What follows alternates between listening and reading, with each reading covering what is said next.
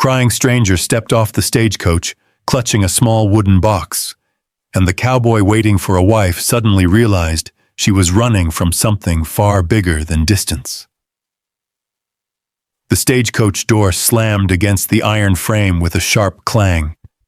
Dust swirled across Pine Ridge as a young woman stumbled onto the street, one hand gripping a worn suitcase, the other clutching a small wooden box so tightly her knuckles turned pale. Tears slipped down her cheeks before she could hide them. Around her, conversations faded. Boots stopped moving. Then a cowboy stepped forward, lifted her trunk, and quietly said something that made her freeze in place. But what she carried with her to Wyoming was a secret neither of them could escape.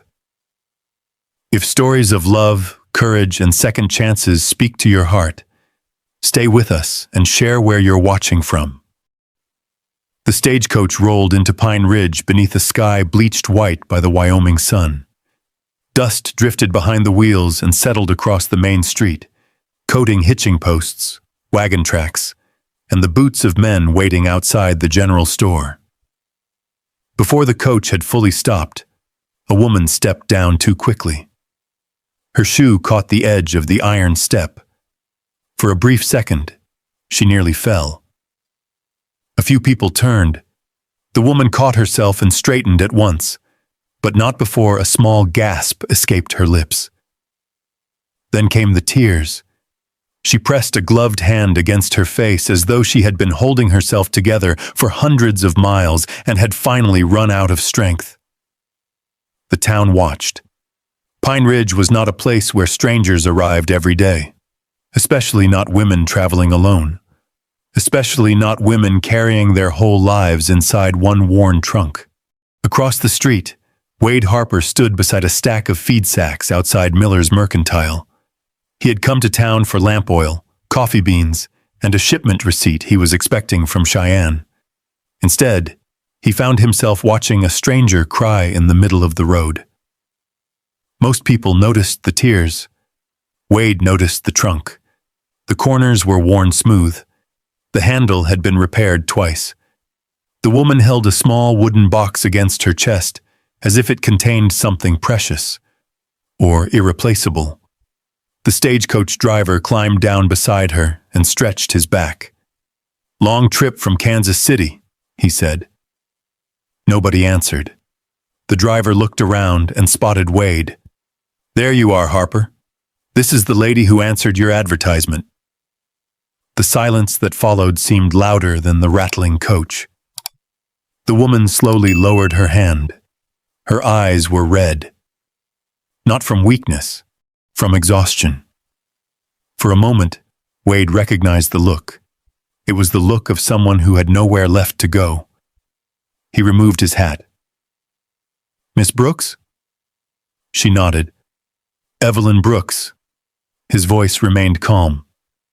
"Wade Harper." Another tear slipped down her cheek before she could stop it. Embarrassment flashed across her face. She quickly turned away. "I'm sorry," she whispered. "You don't owe anybody an apology." The words surprised her enough that she looked at him. Around them, townsfolk had already begun pretending not to stare while continuing to stare. Wade reached for the trunk. "I reckon we'd better get moving before the whole town decides your business belongs to them." A few quiet chuckles drifted from nearby porches. Evelyn managed the smallest hint of a smile. It disappeared almost immediately. The wagon ride to Harper Creek Ranch was quiet at first. The road wound through rolling grasslands dotted with sagebrush and weathered fences.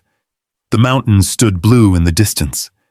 Evelyn sat stiffly beside him. The wooden box never left her lap. Finally, she spoke. "I should tell you something." Wade kept his eyes on the trail. "All right." She swallowed. "I'm not afraid of you." The words hung in the warm afternoon air. "That's good," he replied. She stared at the passing fields. "I'm afraid this is my last chance." The horses continued their steady pace. A hawk circled high above them. For several moments, Wade said nothing. Then he nodded once. That sounds harder than being afraid of me. A faint laugh escaped her before she could stop it. It quickly turned into silence. After another mile, she spoke again. There was a scandal. Wade waited. She looked down at her hands. My engagement ended. The words seemed difficult to say. When it did, most of Kansas City decided they already knew whose fault it was. The wind lifted a loose strand of hair near her cheek. She looked away toward the distant mountains. I lost more than the engagement. Wade noticed her fingers tightening around the wooden box, but he didn't ask questions. Not yet. The ranch appeared on the horizon. A white house, a red barn, a long stretch of fencing catching the afternoon light. Evelyn stared at it. Not because it was impressive, because it was real, because it might become home. Or it might become one more place she would lose, and she still wasn't sure which possibility frightened her more. The wagon rolled through the front gate just as the sun began slipping behind the western ridge. The gate gave its usual squeak. The horses slowed on their own, familiar with the path. A yellow porch lamp glowed beside the front door. Nothing about the ranch looked grand. That was what surprised Evelyn most. It looked lived in. The barn stood weathered but sturdy. A water trough sat beside the corral. A pair of work gloves rested on a fence post as though someone had forgotten them that morning and never bothered to move them. Wade carried her trunk onto the porch. He opened the front door and stepped aside. You first. The house smelled faintly of coffee, pine wood, and the smoke of old winters trapped inside the beams. Evelyn paused near the doorway. A rocking chair stood beside the fireplace. Books sat on a shelf. A pocket watch rested on the mantel. Nothing expensive, nothing meant to impress. Just a home. Wade led her down a short hallway and stopped at a small room overlooking the pasture. Fresh linens covered the bed. A pitcher of water sat beside a wash basin. Near the window stood a narrow writing desk. On top rested a key. Evelyn looked at it. What's this? Your room. She blinked. And the key? So you can lock the door if you want. The answer came so simply that it took her a moment to process it. He set her trunk beside the bed. There's a payroll ledger in the kitchen drawer. If you stay and work here, you'll be paid. Evelyn stared. You'd pay me? Wade looked almost confused by the question. Seems fair. No speech. No conditions. Just fairness. Something tightened unexpectedly in her throat.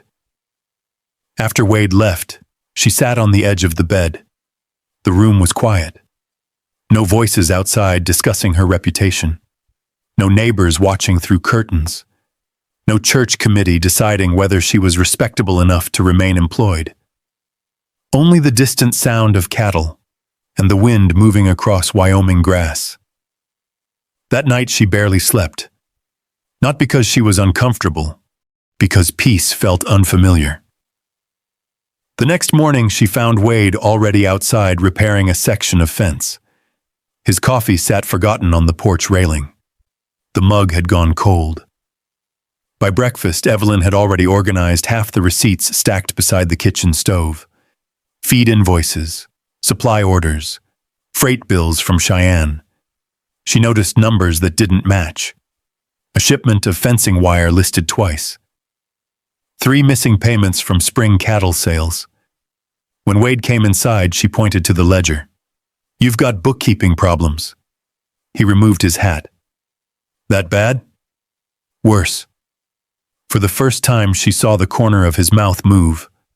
Almost a smile. By the end of the week, the books balanced better than they had in years. Word traveled quickly through a ranch. Especially good news. One afternoon, the ranch foreman, Ben Turner, arrived with his 8-year-old daughter. Lucy carried a school reader missing its front cover. While the men discussed fence repairs, Evelyn noticed the girl staring at the book. You read much? Evelyn asked. Lucy shrugged. A little. The answer told Evelyn everything. A little usually meant not enough. By sunset, they were sitting on the porch steps, sounding out words together. The next day, Lucy returned. 2 days later, she brought another child, then another. Soon 3 children sat around Evelyn's table every afternoon while dust floated through beams of sunlight crossing the kitchen. The house began to sound different. Laughter appeared where silence used to live. Even Scout, the ranch dog, started sleeping beneath the table during lessons. One evening, Wade returned from checking cattle near the north pasture. He paused outside before entering. Inside, he heard children laughing. For a moment, he simply stood there, listening. The ranch hadn't sounded like that in years. After supper, the children left. The stars appeared one by one above the valley. Evelyn sat on the porch steps. Wade joined her. Neither spoke immediately. A coyote called somewhere in the distance. Evelyn noticed the loose porch board she'd stumbled over twice that week. The next morning, it had been repaired. No mention, no credit taken. Just fixed. A few days later, she found one of Wade's work shirts with a torn sleeve. That evening, she mended it beside the lamp. The shirt quietly returned to its peg by the door. Neither mentioned that either. The gestures seemed too small to discuss, yet somehow they mattered. As darkness settled around the ranch, Evelyn finally spoke. There was a man. Wade remained still. She looked toward the mountains. His name was Franklin Boon. The wind moved softly through the grass. He wanted to marry me. And? I said no. A long silence followed. Then she gave a small, humorless laugh. A month later, everyone seemed to know terrible things about me. Wade stared into the darkness. The porch boards creaked gently beneath his boots. Neither of them noticed the rider watching Harper Creek Ranch from a distant rise beyond the valley. The man remained there only a moment, before turning his horse and disappearing into the gathering night. Someone from Evelyn's past had found Pine Ridge, and he wasn't the only one who knew where she was now. Summer settled heavily over the valley. The grass turned gold beneath the Wyoming sun. Wagons came and went along the main road. Ranch hands hauled feed. Children chased each other outside the church after Sunday service. On the surface, nothing had changed. Yet Evelyn began noticing small things. Small things were often the first warning. A conversation would stop when she entered the general store. 2 women who had smiled at her the week before suddenly became interested in a shelf of canned peaches. At church, a man she had met twice looked away before she could nod hello. Nothing obvious, nothing anyone could point to, just enough to awaken old memories. One Thursday afternoon, she rode into town alone with a list tucked inside her pocket. Coffee, lamp oil, needles, a replacement ledger. The general store was busy. A freight wagon had arrived that morning, and ranchers crowded around the front counter discussing cattle prices. Evelyn gathered her supplies quietly. Then she heard her name, not spoken loudly, spoken carelessly, the way people speak when they assume someone cannot hear. That's her. From Kansas. I heard she fooled some rich fellow back east. Jeremiah Pike said she left town before folks could find out the truth. Evelyn froze. The sound of coins hitting the counter seemed suddenly distant. For a moment she was back in Kansas City. Back in rooms where conversations stopped when she entered. Back in streets where people crossed to the other side. Back in a life she had fought hard to leave behind. The old instinct returned. Leave. Keep walking. Pretend not to hear. She nearly did. Then something inside her refused. Slowly, she turned around. The 2 men near the stove looked startled. One shifted uncomfortably. The other suddenly found great interest in his coffee cup. Evelyn stepped closer. The store had gone quiet. Even Mr. Miller behind the counter stopped writing in his receipt book. "You've heard stories," she said. Nobody answered. Her voice remained calm, steady. "I suppose that's natural." The silence deepened. She folded her hands in front of her. "I was engaged once." Several heads lifted. "I ended that engagement." A woman near the fabric section looked up. The gentleman involved did not take it well. Nobody moved. Nobody interrupted. He had influence. He had money. And after I refused him, people began hearing things about me. The room remained still. The stories were easier to believe than the truth. Her eyes moved slowly around the store. "If any of you wish to judge me, that's your right." She picked up her supplies. "But at least judge me for something I've actually done." Then she walked to the counter, paid for her purchases, and left. No dramatic speech, no tears, no anger, just dignity. By the time she reached Harper Creek Ranch, the sky had begun turning orange. Wade was repairing a gate hinge near the barn. He looked up immediately. Something in her face told him enough. "Town?" he asked.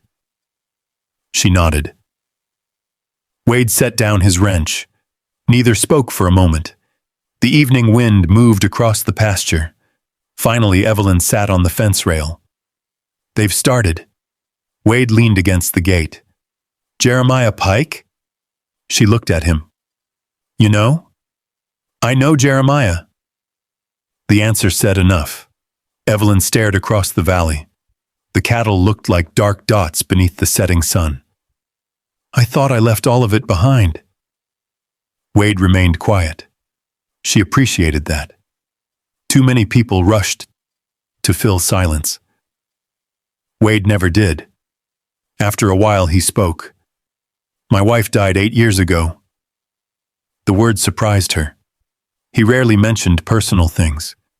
He stared toward the distant hills. Spring fever came through the valley. His jaw tightened slightly. "The doctor tried." Evelyn listened. "I spent a long time angry after that." The breeze lifted the brim of his hat. A long time convinced that caring about somebody was mostly a good way to lose them. The confession seemed heavier than the words themselves. For several moments, neither moved. Then Evelyn looked down at her hands. "I don't remember the last time someone believed me before asking for proof." Wade turned toward her. The fading sunlight caught his face. "I believe what I've seen." She met his eyes. For the first time, neither looked away. The moment lasted only seconds. But something changed. Not loudly. Quietly. The way seasons change. The way roots grow beneath the ground before anyone notices. Later that night, Evelyn sat beside her bedroom window. The ranch lay silent beneath moonlight. A lantern glowed near the barn. Wade was making one final round before bed. She watched his silhouette move through the darkness. Steady. Dependable. Safe. Then she noticed something else. A rider. Far beyond the north fence line. Barely visible against the moonlit ridge. Watching the ranch. Watching the house. Watching her. The figure remained motionless for several seconds, then turned away and disappeared into the night. By sunrise, the stranger would be closer, much closer. The next morning arrived clear and bright. A thin layer of dew clung to the grass around Harper Creek Ranch. The cattle moved slowly through the pasture while the cook stove warmed the kitchen. Evelyn was pouring coffee when she heard hoofbeats. Not the familiar rhythm of Wade returning from the barn. Someone else. She stepped onto the porch. A rider approached through the front gate. His horse was well-bred, his coat expensive, his posture confident. The moment she saw his face, the coffee cup nearly slipped from her hand. Franklin Boon. For a second, The years disappeared. Kansas City. Whispers. Closed doors. Destroyed friendships. The life she had lost. Franklin removed his gloves carefully before dismounting. His smile looked exactly as she remembered. Polite. Controlled. Dangerous. Evelyn. Her stomach tightened. Before she could answer, Wade appeared from the barn carrying a coil of rope. He immediately noticed her expression. Then he noticed the visitor. Franklin turned toward him. "You must be Wade Harper." "I am." Franklin extended his hand. Wade looked at it briefly before shaking once. Nothing more. "I've traveled a long way," Franklin said. "I thought it only fair to introduce myself." "No," Evelyn said quietly. Both men looked at her. "You came here because you found me." Franklin's smile never changed. "I came because I was concerned." The word sounded almost laughable. Concern. The man who had destroyed her reputation now spoke of concern. Wade stood beside her. Not touching. Close enough. Franklin noticed. Of course he did. Over the following days, Pine Ridge began changing. Again. Franklin rented a room above the hotel. He bought drinks for ranchers, shared stories, shook hands, made friends. Everywhere he went, he planted seeds. Small comments, small doubts. Nothing anyone could challenge directly. Yet somehow people began asking questions. At church, at the livestock yard, at the mercantile. Jeremiah Pike became his loudest supporter. "I've known Franklin for years," Jeremiah told anyone listening. "Fine businessman, honest man." Each time Evelyn heard those words, she felt something inside her sink. One afternoon, a cattle contract Wade had been negotiating for months suddenly disappeared. The buyer withdrew without explanation. 2 days later, a section of fence along the northern pasture was found open. Several head of cattle wandered miles before ranch hands recovered them. No proof connected either event to Franklin or Jeremiah. But nobody missed the timing. At supper one evening, Ben Turner cleared his throat awkwardly. "The men are talking." Wade looked up from his plate. "About what?" Ben hesitated, then glanced toward Evelyn. The answer was obvious. Later that night, after everyone else had gone home, Evelyn sat alone on the porch. The valley lay dark beneath gathering clouds. Lightning flickered far beyond the mountains. She heard the screen door open. Wade stepped outside. For a while neither spoke. The wind carried the smell of coming rain. Finally, Evelyn broke the silence. "You should let me leave." Wade didn't answer immediately. She stared into the darkness. "It would solve most of this." The first drops of rain began falling. "You'd get your contract back." Silence. The gossip would stop. Still silence. And Franklin would have what he came for. Wade finally looked at her. The porch lantern cast soft light across his face. "You think that's why he's here?" She swallowed.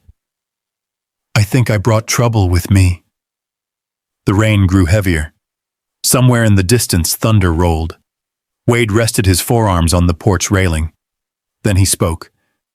"I don't care what Franklin Boon says." Evelyn looked away. "You should." "No." The word came quietly, firmly. She blinked hard. "He ruined my life once." "I know. He might ruin yours." Wade turned toward her fully. For the first time since she had arrived, there was real emotion in his voice. "I'm not afraid of what people say about you." The rain drummed steadily on the roof. Lightning flashed beyond the hills. Wade held her gaze. "I'm afraid you believe them." The words hit harder than any accusation ever could. Evelyn looked down. Suddenly unable to speak. For years, she had defended herself against everyone else. She had never considered how much of those lies she had carried inside. The storm broke fully over the valley. Rain swept across the ranch. Wind rattled the windows. They moved inside. The fire crackled in the stone hearth. Neither sat close. Neither needed to. The silence felt different now. Not empty, shared. Then came a knock at the door. 3 sharp raps. Wade frowned. Nobody visited during mountain storms. He opened the door. An older woman stood beneath a dripping umbrella. Her gray hair escaped from beneath her bonnet. Water ran from her coat sleeves. "Evelyn Brooks?" she asked. Evelyn stood slowly. The woman looked at her carefully, then reached into a leather satchel. "My name is Martha Ellis." She placed a bundle of yellowed letters on the table. "I worked as a secretary in Kansas City." Evelyn stared. The handwriting on the envelopes was unmistakable. Franklin Boon's. Martha's eyes settled on her. "I think these belong to the truth." Outside, thunder shook the valley. Inside, hope appeared for the first time in weeks, and neither Evelyn nor Wade could yet know how much those letters were about to change. The storm lingered until dawn. Rainwater dripped from the porch roof in steady rhythms. The valley smelled of wet earth and pine. Inside the ranch house, Martha Ellis sat at the kitchen table with a cup of coffee growing cold beside her. The letters lay between them. Some were written in Franklin Boone's hand. Others carried business seals and signatures. Martha adjusted her spectacles and looked at Evelyn. "I kept copies because I never trusted him." Evelyn carefully unfolded the first page. Her hands trembled, not from fear, from recognition. The words were all there. Threats disguised as promises, warnings disguised as concern. One letter described exactly what Franklin intended to do if she refused him. Another mentioned payments made to influence newspaper notices and community leaders. Wade read quietly. The room seemed smaller with every page. By noon, Ben Turner had ridden into town carrying copies. Within 2 days, several people who had once remained silent began speaking. A former clerk, a retired minister from Kansas City, a freight agent who remembered certain payments. The truth did not arrive all at once. It arrived piece by piece, like daylight slowly filling a room. Still, Franklin remained confident. The Harvest Festival arrived on a bright Saturday afternoon. Wagons lined the church grounds. Children ran between tables covered with pies, preserves, and baskets of late summer vegetables. A fiddler played beneath a cottonwood tree. Nearly everyone in Pine Ridge attended. Evelyn stood beside Wade near the edge of the square. People greeted them politely, more politely than before. Yet uncertainty still lingered. Franklin Boone arrived shortly after noon. Jeremiah Pike walked beside him. Both men wore confident smiles. Franklin removed his hat and greeted people as though the town already belonged to him. When enough people had gathered, he stepped forward. "I believe certain misunderstandings should be cleared up." The crowd quieted. Evelyn felt Wade's presence beside her, steady, unmoving. Franklin began speaking. For a few minutes he sounded reasonable, almost convincing. Then Martha Ellis stepped forward. The interruption caught everyone by surprise. She carried a small leather case. Inside were the letters. One by one they were read aloud. The square grew silent. Franklin's smile disappeared. Jeremiah's face lost color. Witnesses spoke. Documents changed hands. Facts replaced rumors. No shouting followed. No dramatic chaos. Just truth. Plain and undeniable. By the end, nobody was looking at Evelyn the way they had months earlier. They were looking at Franklin. And for the first time, he had nowhere to hide. The silence that followed felt enormous. Franklin lowered his eyes. Jeremiah stepped away from him. Several townspeople exchanged uncomfortable glances. Then Mrs. Harper from the Mercantile spoke softly. "We were wrong." Others nodded. The words spread quietly through the crowd. Not forgiveness, not immediately, but acknowledgement. A beginning. Everyone expected Evelyn to say something. She could have. She had earned that right. Instead, she simply stood there, calm, dignified. The woman who had arrived in tears seemed very far away. Then Wade moved. He stepped away from the crowd, walked directly toward her. People parted without realizing they were doing it. He stopped in front of Evelyn. For a moment, neither spoke. The afternoon breeze moved through the trees. The valley seemed to hold its breath. Wade took her hand, not for show, not for the town. For her. I didn't bring you here because I needed a wife. His voice carried across the square. Every person heard it. I asked you to come because I thought I needed help running a ranch. A faint smile touched his face. I was wrong. Evelyn's eyes filled, not with tears of shame, something different, something lighter. Wade tightened his hold on her hand. I kept you here because I can't imagine this place without you. The crowd disappeared. The mountains disappeared. Everything disappeared except the man standing before her. Then Wade lowered himself onto one knee. Gasps rippled through the square. He barely noticed. Evelyn Brooks, he said quietly, would you stay with me? Not because of an agreement. Not because of a letter, because I love you. The silence lasted only a second. It felt much longer. Then she laughed softly through tears, the kind of laugh that comes after carrying a burden for too many years. Yes, Wade smiled. The crowd erupted. Applause rolled through the festival grounds. Children cheered. Even old ranchers grinned beneath weathered hats. That evening, after the celebration ended and the stars appeared over Wyoming, Evelyn sat on the porch at Harper Creek Ranch. A small wooden box rested in her lap. The same box she had carried from Kansas City. The one she had protected all the way to Pine Ridge. Inside was a letter from her mother. Unopened. For years she had been afraid to read it. Tonight felt different. She unfolded the paper. The handwriting was faded but familiar. She read quietly beneath the lantern light. Near the bottom, one line stopped her completely. You will know you are home when you no longer feel the need to prove you deserve to be loved. For a long moment she simply stared at the words. Then she looked out across the dark pasture. Wade sat beside her. Neither spoke. Neither needed to. The wind moved gently through the grass. Somewhere beyond the hills, a coyote called into the night.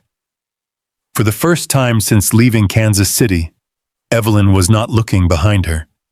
She was looking forward. And beside her sat the man who had chosen her before the whole world. At last, she was home. Maybe that's why this story stays with us long after the last light fades over the Wyoming hills. Because if we're honest, most of us have carried something we wished we could leave behind. A mistake, a heartbreak, a season of life that made us wonder whether we would ever truly belong anywhere again. Put yourself in Evelyn's place for a moment. Imagine stepping off that stagecoach with nothing but a worn suitcase, a painful past, and the fear that one more rejection might break whatever hope you had left. Then imagine finding someone who doesn't ask you to be perfect. Someone who sees the scars, hears the rumors, and still chooses to stand beside you. Maybe that's the quiet lesson hidden in this story. Healing doesn't always arrive with grand speeches or dramatic rescues. Sometimes it comes through a steady voice at the right moment, a hand that doesn't let go, a place where you no longer have to explain your worth. And sometimes love isn't about being saved. It's about finally being seen. I'd love to know your thoughts. Have you ever been given a second chance when you needed it most? Share your story in the comments. And if stories like Evelyn and Wade's remind you that kindness, courage, and hope still matter, I hope you'll join us again. There are many more journeys waiting beyond the next trail. Stories of love, loss, mystery, and healing beneath the wide western sky. Until then, take care of yourself, and keep believing that home can find you when you least expect it.